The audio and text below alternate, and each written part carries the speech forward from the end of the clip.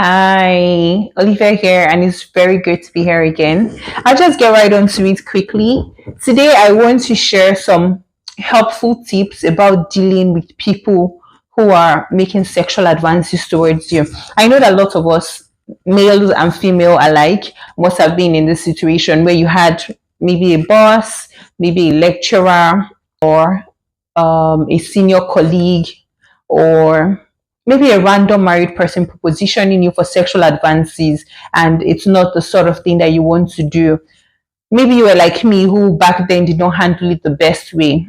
When it used to happen to me in the beginning years of my career, I resigned. On two occasions where it happened, I simply resigned. Yes, that was what I did. And it happened to me while I was in the university, a senior lecturer who ended up becoming the head of department. I think in that situation, the only way I knew out of it was to pray. After I had first been scared, I prayed to God about it. But I realized that the strategy God gave to me, the wisdom God gave to me to deal with it, is something that I've been using in many other instances that have happened, and it can work. This is why I want to share it with you. So I'll just get right onto it quickly. But before I get onto it, I want you to have one base understanding that this person, whoever they are, like you. A person first likes you before they want to sleep with you. Well, what if it's even the devil trying to repurpose your destiny helper? Maybe God has sent someone to you as a destiny helper for whatever way. Maybe they have a role in your life, and the devil wants to change that possibility, wants to change that mission into causing you to sin. So understand first that this person likes you. And so when you understand that this person likes you, it shouldn't be a relationship you should be in a hurry to throw away.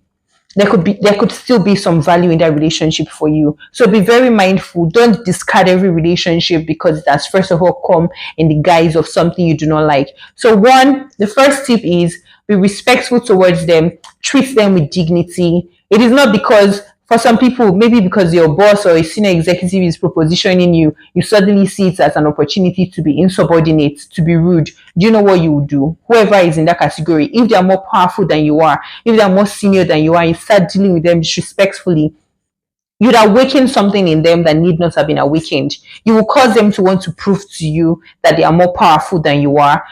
You may even end up losing your job. All the people who see you may begin to perceive you in a kind of way. You'll probably not be better off for it. You'll be worse off for it. So please don't put up an attitude. Don't become disrespectful. Don't start looking down on them. No. No. Don't start judging them because they're propositioning you because they like you. No. Leave the judgment aside and treat them with dignity and respect. Then the second is establish who you are. Make them know what you stand for. Now, I have been there in the past a lot when, some people began to deal with me in a way, and I sense where they were getting to. Especially for the ones who had not vocalized it. But I mean, I'm a woman, I've been there a long time. So I know when a man's intentions are not what it should be, right? So what I just did was to ensure that this person knew exactly who I was, because I knew that they made a lot of assumptions. Maybe they thought that, pretty girl, or they thought, oh, she seems fun, or maybe the way I used to dress gave the wrong impression back then, right? And they thought that I would be interested in some sort of extra relationship with them.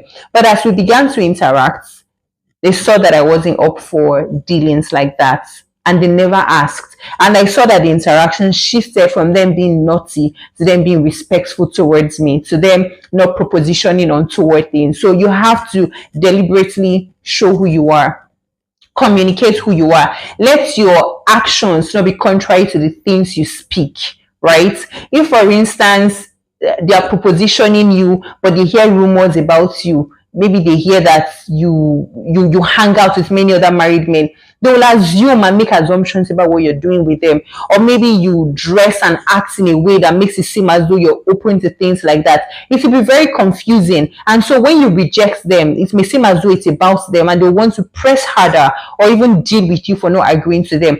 So let your actions be consistent with your words. Let the values that you demonstrate be easy for them, be such as they can believe that, oh, they made a mistake, they assumed wrongly about you, this is not who you are, right? So be respectful, establish who you are and your values. Then the third is Now, most times, these people would come at you because they think that they have some level of authority over you, because they think that they are more powerful than you, because they think that there's an exchange. For instance, married men, their strategy is to spoil you with money, right? Spoil you with money, spoil you with trips.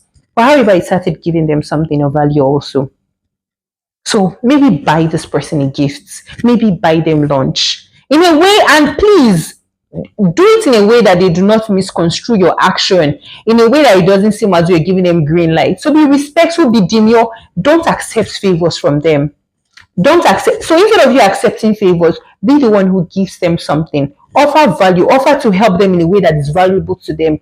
Be nice to them occasionally, not too frequently, if not it should be misconstrued. Occasionally check up on them. Hello, sir. Hello, ma. How are you doing? I thought to say hello. Or congratulate them on their wins. There's something it does to their psychology. So instead of you asking, you're the one giving them. It shifts how they think about you. And also too, it forces their integrity. It forces a better part of them to show up. Because what you're communicating by that action is that you have some level of trust in them. It tells them that you think of them as a good person. It tells them that you think of them as someone that should not be avoided. And guess what? Like reverse psychology, they would want to be those things that they think you assume them to be. Do you get it? So I'm confusing you, right? So most people, let me state this in another way. Most people, when they're dealing with married men, they just think of them, married men or people that are propositioning for sexual advances. They just think of them as good for nothing, right? They think of them as harmful. They think of them as, oh, this person is a threat to my life. But when you're, instead of avoiding them, you still approach them, you still deal with them respectfully, you still offer them value. It's communicating to them that, no, I don't think you're a horrible person. And it makes them want to be good to you. So instead of being horrible to you, they would want to be good to you. Do you get it? Now that's the third thing. The fourth point is, please never be shy to turn down their requests. Some of them can be really manipulative. They want to play mind games on you. They would say, are you a child? Back then, if you tell me you're a child, even as old as I am now, I'll tell you, yes, please, I'm a child. I don't do this. If they want to invite you out, tell them that, no, it's late. You don't stay out late. And they'll be like, what do you mean? Are you not an adult? Yes, it is your value. You don't stay out. Don't be intimidated. Don't be intimidated at all. Don't let the manipulations get to you. Nicely and respectfully say, yes, so I'm not very comfortable staying out late. I need to be home at this time. Don't be shy saying, oh, I need to be in church. Don't be shy saying, oh, my parents do not allow this. State it. Don't be shy. Don't find it difficult to turn them down, no matter who they are. Just do it respectfully. Oh, thank you very much. If they are trying to give you a gift that you don't want, insist. You should be able to insist. Oh, thank you very much, sir. I don't want this. Oh, I'm grateful. By default, when you begin to accept favors from them, it weakens your defenses to say no. So please, in advance, know that you cannot accept favors from them. Don't, except you absolutely need it. But please don't even put yourself in a situation where they are the only person you go to. Don't. So as much as possible, don't accept favors from them. Don't ask them for favors. If they're the ones offering it, decline nicely. Instead, only accept things that they do for people generally. This is also a way to maintain healthy boundaries in certain relationships, because sometimes the way these things happen, it's unconsciously. You begin to deal with them too personally. People start having too many personal interactions, and maybe they were not thinking of you in that way before, but because people have started getting personal, they want to get personal with you also. So accept favors only when it's something that's done to a group, done to not just you. Don't make anything about you. So please never be shy to turn down favors. Never be shy to say no to requests you're not comfortable with. If they say you should ride with them, say, oh no, don't worry, your ride is coming. Oh no, don't worry, I can go by myself. If they want to get you something expensive, please turn it down. Thank you. The fifth point, and this is most relevant for people who are students. If you're even for workers really, if you're a student, if you're working, please be diligent. Do your work correctly, because one of the things I guess people in compromising situation is that they do not trust their own abilities. And so for a student, when their lecturer starts propositioning them, they are scared because they don't trust that they can pass. You can pass.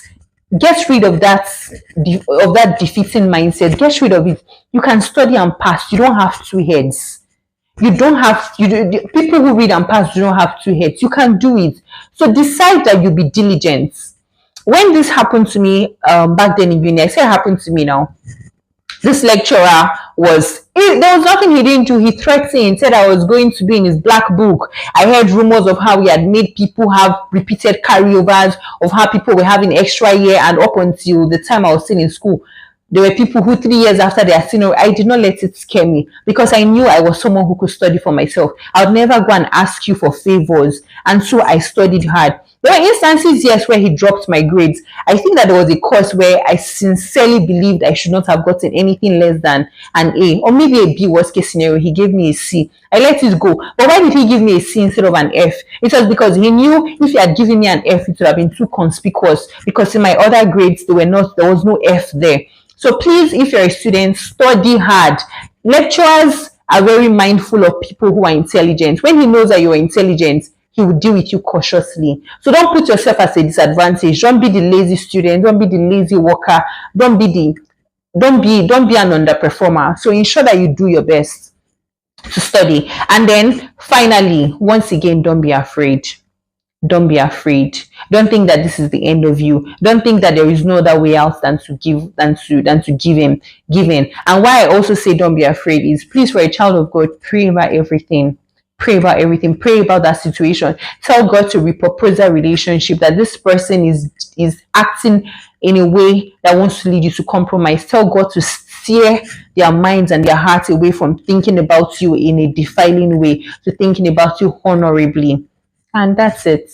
So once again, just to recap, what are the helpful tips you can do when you have propositions from people and you don't want to engage with them? And of course, you shouldn't engage with them.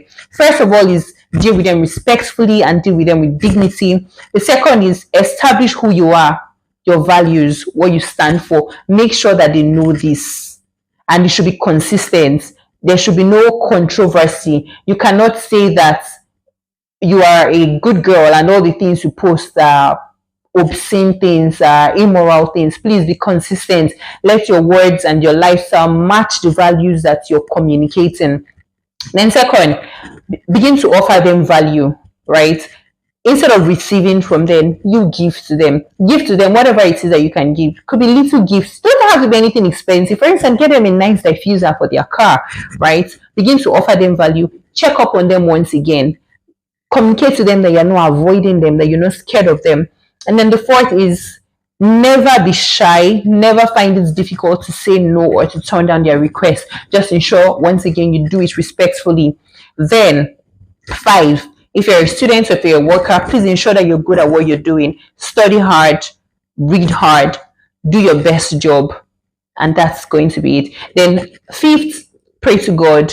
Don't be afraid. Ask God to turn that relationship around, and you'll be fine. If you have questions or other helpful tips you found work out for you, or that you've had to apply and worked out in repurposing sexual relationships into good friendships. And before I end, I really want to say that this has worked for me. I have a couple of people in my corner who initially, I think they had other intentions, and today we're really great friends. We're able to communicate well.